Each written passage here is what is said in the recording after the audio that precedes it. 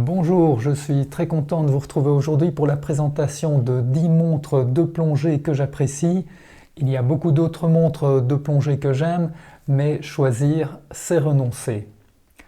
Dans ces 10 montres, il y a des montres très différentes. Il y a des japonaises, il y a des suisses, il y a une montre quartz, les autres sont des montres automatiques. Il y a des grosses, des grandes, des petites, des montres chères et des montres à moins de 500 €. Mais avant de commencer, j'aimerais remercier deux amis. Merci Damien pour le prêt de la Citizen ProMaster Diver, ainsi que pour le prêt de son matériel de plongée qui m'a permis de faire les prises de vue. Merci également à Eric qui m'a prêté sa Submariner Date 41 ainsi que sa Sea Dweller Deep Sea. Merci également à vous. Merci pour vos échanges, merci pour vos petits pouces quand vous aimez.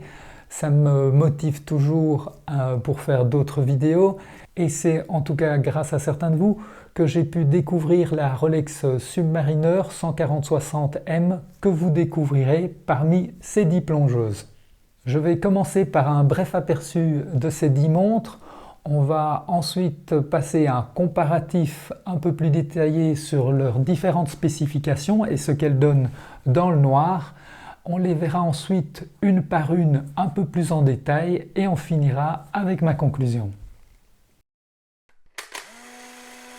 La Citizen ProMaster Diver, la montre de Damien, la seule des 10 montres qui est une montre à quartz et également la seule qui a réellement accompagné donc une plongée avec bonbonne. La Seiko Prospex Turtle SPR 3x7, le confort au format coussin, un vrai bonheur. La Seiko Prospex Tuna Yellow Thin, le look technique qui ne passe pas inaperçu. La Tudor Black Bay 58 bleue, la Vintage bleue, un classique indémodable. Jaeger-LeCoultre Master Compressor Memovox Navy Seal, une alarme automatique dans l'eau. La Rolex Submariner 140-60M, ce que beaucoup appellent la dernière vraie Submariner. La Rolex Submariner Date 41, référence 126610 LN, la version actuelle du classique des classiques. La Rolex Swedeler Deep Sea, l'abyssal No Limit. L'IWC Aquatimer Automatique 2000, la lisibilité maximum. La Blancpain 50 Fathoms Titanium, les finitions d'un bijou. Parmi ces 10 montres, la Citizen ProMaster Diver se distingue des autres parce qu'elle a un mouvement à quartz avec aiguille et 2 écrans LCD. Les 9 autres sont des montres mécaniques à remontage automatique. Les 4 premières peuvent subir une pression de 20 atmosphères, elles peuvent donc aller à une profondeur de 200 mètres. La Jaeger-LeCoultre Master Compressor Memovox ainsi que les 2 Rolex Submariner et la Blancpain 50 Fathoms peuvent quant à elles subir une pression de 30 atmosphères. Avec l'IWC Aquatimer 2000, on passe un cap puisqu'on passe à 200 atmosphères, c'est-à-dire 2000 mètres de profondeur. Mais la championne de ces 10 montres est la Rolex Sea Dweller Deep Sea, qui elle peut atteindre 4000 mètres de profondeur. En ce qui concerne les dimensions, nous avons la Tudor Black Bay 58 qui commence avec un diamètre de 39 mm. Elle est suivie par la Rolex Submariner 140-60M qui est à 40 mm. Elle-même suivie par la Submariner Date 41 de 41 mm. Nous passons ensuite à 44 mm et là donc il y a la Jaeger-LeCoultre Master Compressor Memovox ainsi que la Sea Dweller Deep Sea. En 45 mm il y en a 3. Il y a la Seiko Prospex Turtle, la Citizen ProMaster Diver et la Blancpain 50 Fathoms. On passe ensuite à 45,6 mm pour l'IWC Aquatimer 2000 et on finit par la plus grande 48 mm pour la Seiko Prospex Tuna Yellow Thin. Les 5 montres de la première ligne sont en acier inox 316L, l'acier le plus utilisé en horlogerie. Les 3 Rolex sont quant à elles en acier inox 904L, l'acier que Rolex a renommé l'Oyster Steel, qui lui est propre et qui est un inox plus difficile à usiner mais plus résistant aux milieux salins et acides. Le rendu est également légèrement différent par rapport au 316L. Depuis 1985, normalement toutes les nouvelles Rolex sont en acier inox 904L. Les 2 dernières, c'est-à-dire la Jaeger-LeCoultre Master Compressor et la Blancpain 50 Fathoms, sont quant à elles en titane grade 5. C'est le grade le plus résistant grâce à 6% d'aluminium et 4% de vanadium. Si l'on compare maintenant les réserves de marche, la Citizen Quartz est évidemment hors compétition. On commence avec 41 heures pour les 2 Seiko qui ont un mouvement 4R36, mais il faut savoir que Seiko a des calibres beaucoup plus performants dans d'autres plongeuses. Plus performants en ce qui concerne la réserve de marche, mais également en termes de précision et de variation par jour. On passe ensuite à 42 heures avec l'IWC, dont le mouvement 30-110 est en fait un ETA 28-24 amélioré.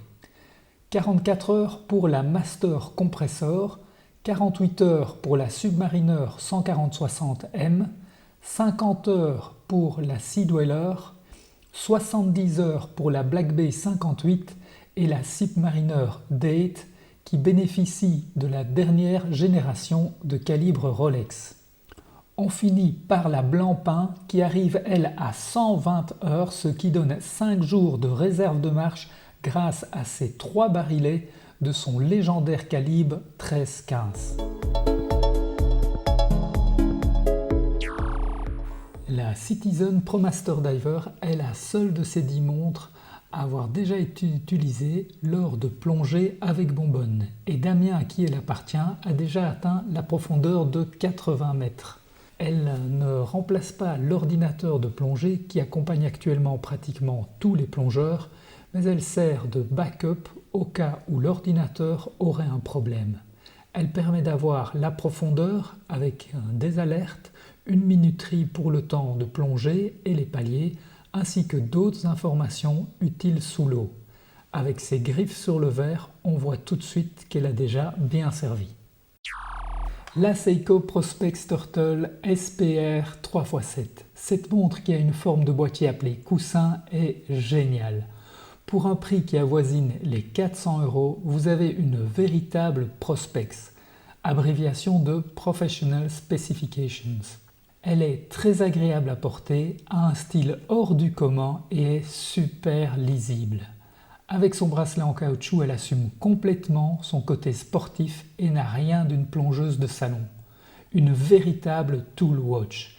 Et quel plaisir de pouvoir porter une montre qui n'est pas banale sans se poser de questions sur les activités qui pourraient l'endommager ou sur des lieux qui pourraient être inappropriés. La Seiko Prospex Tuna Yellow Thin, encore plus sportive que la Turtle, de par son jaune éclatant, le design de son surboîtier de protection et sa taille de 48 mm. Cette ton à l'aileron jaune, si on traduit son nom en français, offre également un rapport qualité-prix impressionnant, comme souvent chez Seiko.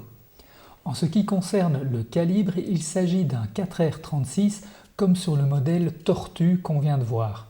Ce n'est pas le top pour la précision, mais c'est ce qu'on appelle un véritable tracteur. Un mouvement de grande série, simple, fiable, qui ne craint pas les chocs. Ces 2 Seiko sont équipés de verre Hardlex. Cette matière est moins résistante aux griffes que le verre saphir, mais plus résistante aux chocs et à la casse. Ce choix de Seiko est tout à fait logique pour un vrai plongeur qui préférera avoir une griffe sur le verre de sa montre plutôt qu'un verre brisé lors d'une plongée. La Tudor Black Bay 58 Blue ou 58 bleu. C'est la famille Black Bay qui a redonné ses lettres de noblesse à Tudor, autrefois considérée comme la Rolex du pauvre. Aujourd'hui, elle n'a plus à rougir devant sa grande sœur. Maintenant reconnue comme le laboratoire à idées de Rolex, de plus en plus d'amateurs de montres préfèrent Tudor parce que moins austère et moins bijou que son aîné.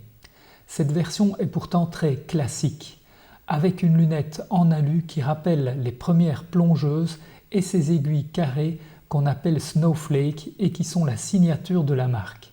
J'apprécie particulièrement le bleu de son cadran qui change suivant la luminosité ambiante. Tudor offre 5 ans de garantie, ce qui n'est pas négligeable et qui démontre une bonne confiance dans ses modèles. La Jaeger-LeCoultre Master Compressor Memovox Navy Seal. Vous connaissez toute l'admiration que j'ai pour Jaeger-LeCoultre, l'horloger des horlogers. J'en parle entre autres dans ma vidéo sur les montres à 2 couronnes. Cette Master Compressor développée avec et pour les Navy Seals de l'US Navy est une mécanique haute précision accompagnée d'une complication aussi utile que rare. Il s'agit d'une alarme mécanique qui n'a pas la précision d'une montre digitale, mais qui a un charme fou. Elle vous réveille, vous rappelle un rendez-vous ou sous l'eau vous signale qu'il est temps de remonter. Habillée d'une cuirasse en titane grade 5 et affublée de 2 couronnes proéminentes, elle ne passe vraiment pas inaperçue. L'IWC Aquatimer automatique 2000. La première Aquatimer est sortie en 1967, mais cette version-ci fut produite entre 2011 et 2015. Contrairement à celle-ci, une bonne partie des Aquatimers ont une lunette intérieure avec 2 couronnes sur la droite du boîtier. J'ai découvert cette version par hasard dans une série télévisée Hawaii 5.0. Dans cette série, Steve McGarrett porte la IWC Aquatimer jaune et noir, mais en version chronographe. Pour une question de lisibilité, j'ai préféré la version sans chrono. Sa taille imposante de 45,6 mm lui permet d'avoir un guichet date à 3 heures tout en gardant son index. Le traitement anti-reflet de son verre très légèrement bombé donne de temps en temps de magnifiques nuances bleues. Sa lunette est un anneau de saphir de 4 mm de large imprimé sur sa face inférieure avec du Super Luminova pour les parties luminescentes. Et cet anneau de saphir est inséré dans une lunette en inox 316L. Son calibre 30-110 est basé sur un ETA 28-24, le mouvement le plus diffusé pour les 3 aiguilles avec date. Mais IWC le retouche et le règle parfaitement pour que sa précision soit exemplaire. Contrairement au calibre maison, la grande tendance depuis plusieurs années, avoir un mouvement basé sur un ETA 28-24 permet d'avoir des entretiens moins onéreux et la certitude que les pièces de rechange seront toujours disponibles. La Rolex Submariner 140-60M, considérée par beaucoup comme étant la dernière vraie Submariner. C'est-à-dire encore dans l'idée de ce qui n'est pas utile est inutile. Pas de bling bling et pas de blabla. La bonne vieille lunette en aluminium, pas de cérachrome brillant et juste 2 lignes de texte à 6 heures. Un boîtier de 40 mm de diamètre pour 13 mm d'épaisseur. Un bracelet à maille creuse, ce qui est déroutant pour un habitué des Rolex actuels, mais qui est très agréable à porter. Celle-ci date de 2005, c'est donc ce qu'on appelle une néo-vintage. La 140-60 fut introduite entre 1990 et 2001 avec le calibre 3000. De 2001 à 2011, elle passe en version M. Le M signifie modifié, parce qu'elle passe au calibre 31-30. Chez Rolex, les 2 premiers chiffres du numéro de calibre indiquent la génération de calibre, alors que les 2 derniers désignent le type de complication. Par exemple, heure, minute, seconde, ou date, ou avec une aiguille GMT, etc. Et comme c'était trop simple d'avoir juste la 140-60 et la 140-60M, il y a deux versions de M. La première a 2 lignes de texte à 6 heures, mais à partir de 2007, elle passe à 4 lignes. Superlative Chronometer Officially Certified est ajouté. À partir de 2007, il y a également le re-haut sous la lunette qui est gravé Rolex. Et concernant la matière luminescente utilisée sur les aiguilles et les index, les 140-60 passent du tritium au Luminova en 1997 et au Super Luminova en 1999. La Rolex Submariner Date 41 référence 126610 LN, la version actuelle du classique des classiques. Elle est la descendante de la légendaire Submariner 1680, première Submariner Date sortie en 1969. Elle reprend la dernière génération de calibre, le 32-35 avec une réserve de marche de 70 heures et la date à 3 heures. Son spirale parachrome lui permet d'être insensible au magnétisme et son amortisseur de choc Paraflex la rend encore plus robuste. Sa lunette en cérachrome noir est pratiquement inrayable. Les aiguilles et les index sont recouverts du dernier Chromalight bleu sorti en 2020. Elle est équipée d'un bracelet avec fermoir Oyster Lock et du système Glide Lock permettant d'ajuster le bracelet sans outil. Son verre saphir reprend bien sûr la loupe cyclope pour la date. La Rolex Sea Dweller Deep Sea, la professionnelle des professionnels. La Submariner est dans la gamme professionnelle de Rolex, comme les Explorer, les Master GMT et bien d'autres modèles. La première Submariner est sortie en 1953, mais en 1967, Rolex décide d'ajouter la Sea Dweller, une montre destinée uniquement aux professionnels. Et ce n'est qu'en 1971 qu'elle sera disponible pour le grand public. Elle va passer de 610 mètres en 1967 à 1200 mètres en 2000 et 4000 mètres pour la Deep Sea en 2008. Sur son cadran, il est indiqué 3900 mètres et pourtant, depuis le début de cette vidéo, j'annonce 4000 mètres. Je me permets cet écart parce que pour pouvoir afficher une profondeur officielle de 3900 mètres, la Deep Sea a été testée à une profondeur de 4875 mètres. La norme ISO 6425 des montres de plongée exige une réserve de sécurité de 25% supérieure à la profondeur annoncée. La Sea Dweller se distingue également des Submariners par l'absence de la loupe cyclope pour la date et la plupart des modèles possèdent une soupape d'échappement pour l'hélium. C'est le gaz utilisé lors des plongées à grande profondeur, c'est-à-dire au-delà de 100 mètres. En résumé, l'hélium permet aux plongeurs d'explorer des profondeurs plus importantes en limitant les risques liés à la narcose à l'azote, en facilitant la respiration et en optimisant la décompression. Mais l'hélium ayant des molécules très petites, il parvient à s'infiltrer à l'intérieur des boîtiers de montres, malgré leur étanchéité. Lors de la remontée, la pression à l'intérieur du boîtier diminue progressivement. L'hélium piégé dans le boîtier ne peut pas s'échapper assez rapidement. Ceci crée une différence de pression entre l'intérieur et l'extérieur de la montre.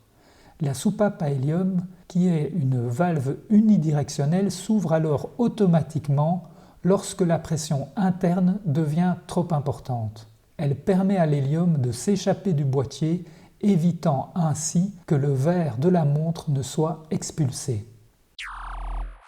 La Blancpain 50 Fathoms Titanium, un diamètre de 45 mm, mais un corne à corne de « seulement 51 mm. Un magnifique verre saphir bombé. Des finitions de cadran incroyables, soleillé au centre et circulaire sous les index. Son boîtier en titane mat grade 5. Le guichet date à 4h30, J'adore surtout la nuit, ça permet de garder tous les index. Et son bracelet en toile de voile très agréable à porter. La gravure blanc peint sur la gauche du boîtier a ses détracteurs. Mais au poignet, elle ne me dérange pas trop, elle n'est visible que par les connaisseurs.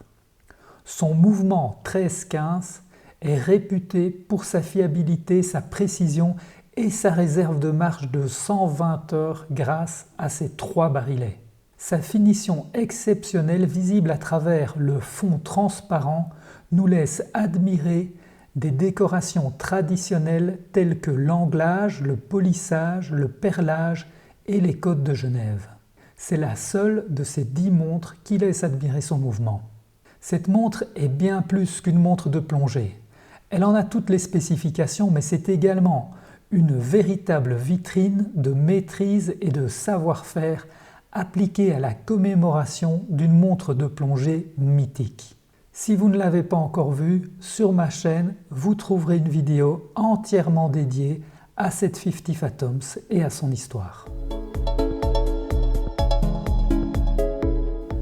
Ce que j'adore avec les montres de plongée, c'est qu'on peut normalement facilement lire l'heure la nuit sans devoir allumer quoi que ce soit. Ma première réflexion est que ce ne sont pas les montres les moins chères qui sont les moins lisibles dans l'obscurité. Seiko s'en sort très bien, alors que ce sont ici des modèles de base à moins de 500 €. Après avoir fait des dizaines de tests la nuit, je peux vous dire que la plus facile à lire, quelle que soit l'heure, c'est la 50 Fathoms et qu'elle est suivie par l'Aquatimer d'IWC, même si sur cette prise de vue, ça ne saute pas vraiment aux yeux. Mes tests sont très simples, j'ai juste la montre que je teste au poignet de gauche et ma montre de trail, une Garmin Fenix avec éclairage LED au poignet droit. Chaque fois que je me réveille la nuit, je lis l'heure à gauche et puis je vérifie à droite. Celle qui me déçoit un peu, c'est la Jaeger-LeCoultre Master Compressor. Je la trouve géniale et je l'adore. Mais en fin de nuit, je me suis souvent trompé dans la lecture de l'heure. La différence entre l'aiguille des heures et celle des minutes n'est alors plus assez marquée. La Blancpain 50 Fathoms m'incite à vous reparler de l'importance d'essayer les montres. Ces 45 mm de diamètre pourraient en dissuader plus d'un, mais la taille raisonnable de son corne à corne lui permet parfois des poignées de 17,5 cm de circonférence. Corne à corne à ne pas confondre avec l'entrecorne, qui est la largeur du bracelet sur le boîtier. Pour ne pas avoir l'air complètement à côté de la plaque, le corne à corne doit absolument être plus petit que la largeur de votre poignet. Pour ce dernier, on parle tout le temps de circonférence, mais la forme arrondie ou plutôt plate de votre poignet est également cruciale, d'où l'importance d'essayer les montres pour éviter les surprises. Il y a donc de belles montres de plongée à tous les prix. J'aurais bien aimé vous en présenter encore plus, je pense entre autres à certaines Oris, Omega, Yema, Serica, Charlie Paris, Tissot, Longines, Baltic, MAT, Ravtech et encore bien d'autres. Il y en a tellement qui sont superbes, mais il faut en laisser pour les prochaines vidéos. On arrive à la fin de cette vidéo, j'espère qu'elle vous aura permis de faire de nouvelles découvertes, de vous faire une meilleure idée sur certains modèles. Si cette vidéo vous a plu, merci pour le petit pouce, c'est toujours quelque chose qui me motive à vous en faire de nouvelles. N'hésitez pas non plus à mettre vos commentaires ci-dessous, à me proposer d'autres montres et j'espère vous revoir bientôt dans une nouvelle vidéo. Merci, à bientôt.